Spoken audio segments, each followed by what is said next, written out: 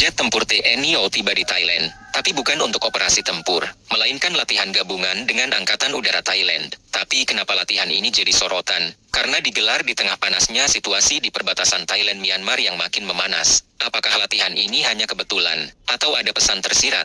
Selamat datang di Mata Militer Ngapak, channelnya para pengamat militer ngapak. Gaskeun kita bedah bareng skenario panas di balik Latmalang Thainisia 2025.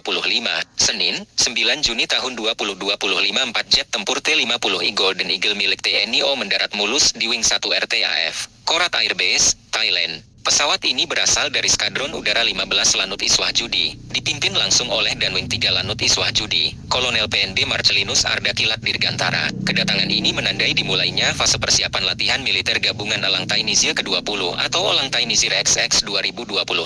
Ini momen historis, sahab. Karena ini pertama kalinya Skadron 15 ikut serta dan membawa T-50I, bukan F-16 September RT biasanya. Latihan Elang Thainisia ini termasuk latihan udara manuver yang cukup besar skalanya. Total ada 11 jet tempur yang ikut serta, 4 T-50I dari TNI AU, 4 T-50TH dari Thailand, 3 F-16 RTAF dari 103 skuadron. Selain jet tempur, Indonesia juga kirim 2 Hercules C-130 dari Skadron 31 dan 32, serta sekitar 80 personel. Latihan ini digelar mulai 10-19 Juni tahun 2025, dengan Korat AFB sebagai pusat kegiatan. Apa sih tujuan latihan ini? Pertama, untuk ningkatin interoperabilitas atau kemampuan gabungan. Kedua, buat tukar ilmu dan pengalaman taktik udara, apalagi dengan pesawat sejenis. Tapi yang menarik, latihan ini digelar saat Thailand lagi waspada tinggi. Karena perbatasan sebelah barat alias Myanmar lagi panas. Situasi Myanmar makin rumit setelah serangan udara junta militer ke wilayah pemberontak meningkat.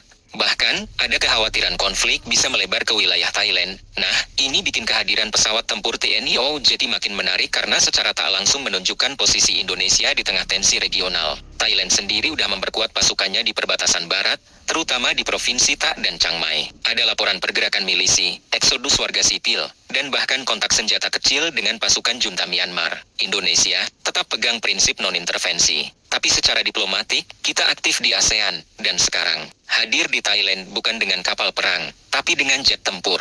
Latihan ini bisa juga dilihat sebagai sinyal bahwa stabilitas ASEAN adalah tanggung jawab bersama, dan TNI AU, lewat Latmalang Thainisia, ikut memainkan peran soft power dan deterrence. T-50I bukan pesawat tempur utama, tapi ini light combat aircraft yang bisa dipersenjatai dengan rudal dan bom pintar. Untuk latihan skenario duel jarak dekat alias dogfight, T-50I sangat cocok. Dalam Elang Thainisia 2025, TNI AU bisa mematangkan taktik pertahanan udara, skenario serangan kilat, hingga pengintaian taktis. Dan jangan lupa, pesawat sejenis juga dipakai Thailand jadi ada nilai benchmarking juga. Indonesia bisa melihat secara langsung bagaimana RTAF mengoperasikan T-50TH yang udah dilengkapi radar ELTA. Latihan gabungan ini bukan cuma soal kerja sama dua negara, tapi juga bagian dari narasi besar stabilitas kawasan. Saat konflik Myanmar membara, TNI AU justru masuk ke Thailand dalam konteks latihan dan diplomasi pertahanan. Bukan untuk ikut campur, tapi menunjukkan kesiapan, kehati-hatian, dan profesionalisme militer kita. Gimana menurut kalian? Apakah kehadiran TNI AU ini bisa jadi sinyal ASEAN untuk Myanmar? Atau justru punya dampak ke hubungan strategis kawasan? Tulis pendapat kalian di kolom komentar. Jangan lupa like,